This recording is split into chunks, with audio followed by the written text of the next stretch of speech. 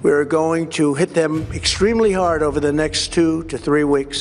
ከሞት ቀጠናም ወዳጅን የማትረፍ ልዩ ትንቅንቅ፣ በጠላት መሃል ወዳጅን የመፈለግ አስገራሚ ኦፕሬሽን፣ በኢራን ጫካዎች የወደቀው ፓይለት ጣፈንታና የአሜሪካ ኮማንዶም አሰሳም ዓለምን አስጨንቋል። መንገዳችን በስፋት ይመለከተዋል። አብራችሁን ቆዩ። በመካከለኛው ምስራቅ ሰማይ ላይ የሚታየው ደንገዝገዝ ያለው የምሽቱ ብርቱካናማ ጀንበር ለብዙዎች ውበት ቢሆንም ለአንድ አሜሪካዊ የኤፍ-35 ጄት አብራሪ ግን የሞትና የህይወት ትግል መጀመሪያ ሆኗል። የጄቱ ሞተር በድንገት ተመቶ በኢራን ወጣ ገባ ተራራማ ግዛቶች ውስጥ ሲከሰከስ ዓለም ትንፋሿን አጥፋ የምትጠብቀው አንድ አስፈሪና አደገኛ ዘመቻም በሚስጥር ተጀመረም። የጄቱ አብራሪ በከፍተኛ ፍጥነት ከመከስከሱ ሰከንዶች በፊት ራሱን ማስወንጨፍ ቢችልም የወረደው ግን ወደ ሰላማዊ ምድር አልነበረም።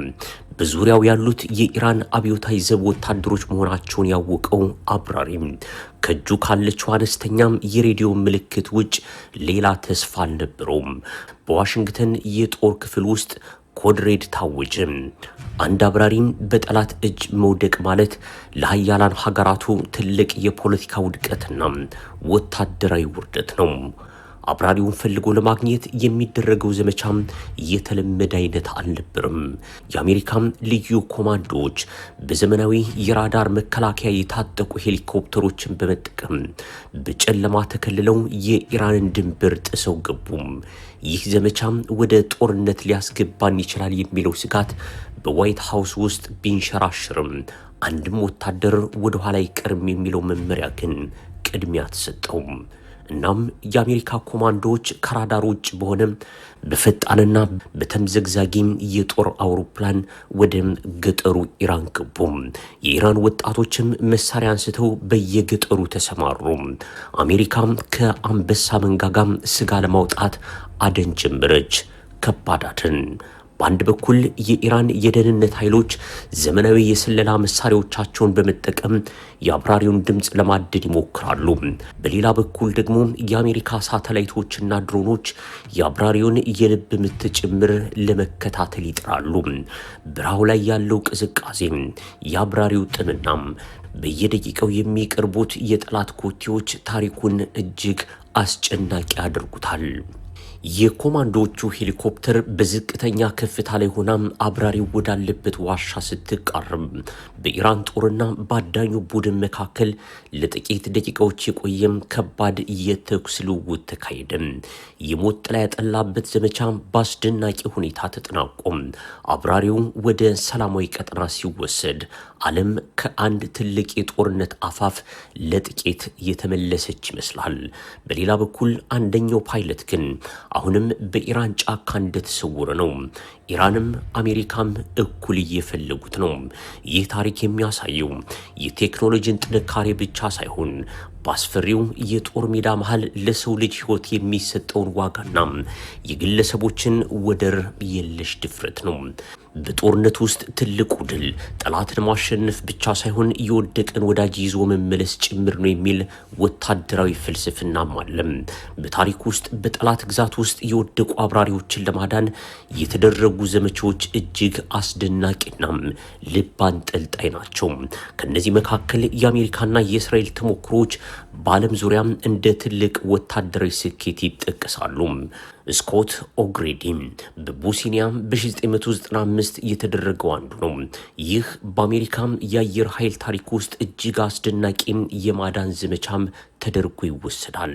ካፒቴን ስኮት ኦግሬዲ የሚበረው ኤፍ-16 ጄት በቦስኒያ ሰማይ ላይ በሚሳኤል ተመቶ ወደቀ። አብራሪው በጠላት ግዛት መሃል በፓራሹት ወረደ። ለ6 ቀናት ያህል በቅዝቃዜና በረሃብ እየተሰቃየ የቦስኒያ ሰርቦ ወታደሮች ጥቂት ሜትሮች ብቻ እስኪቀራቸው ድረስ እየፈለጉት፣ እሱ ግን በሳርና በቁጥቋጦ ውስጥ ተደብቆ ቆየም። የሚበላው አጦም ሳርና ነፍሳትን ወይም ጉንዳኖችን በመብላት ነበር ሕይወቱን ያቆየው።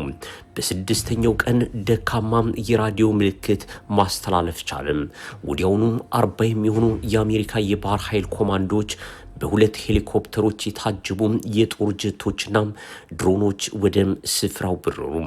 ኮማንዶዎቹ አብራሪው ወዳለበት ደን ውስጥ በታላቅ ድፍረት በመግባት በከባድ የተኩስ ልውውጥ መሃል በደቂቃዎች ውስጥ አብራሪውን ይዘው በሰላም ወጡ።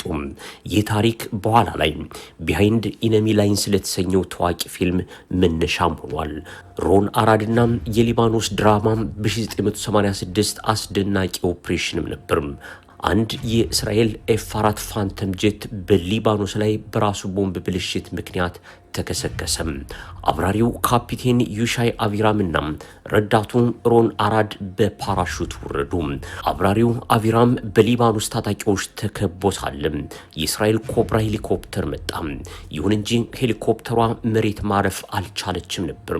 አብራሪው አቪራም የሄሊኮፕተሯን ተንሸራታች እግር ወይም ስኪድ ላይ ተንጠልጥሎ ሄሊኮፕተሯ በከፍተኛ ፍጥነት እየበረረች ከጠላት ጥይት አምልጦ በሰላም ለመግባትም በቅቷል። በሚያሳዝን ሁኔታ ረዳት አብራሪው ሮን አራድ ግን በታጣቂዎች ተማረከ። እስካሁንም ድረስ ደብዘው ሳይገኝ መቅረቱ ለእስራኤል ትልቅ የቁጭት ታሪክ ተደርጎ ይወሰዳል።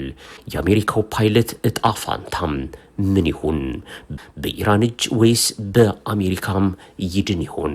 ዓለም በተስፋና በጉጉት የሚጠብቀው ዜና ሆኗል። መንገዶች ነበርን። የመንገዳችን ቤተሰብ ሁኑ። ጤና ይስጥልን።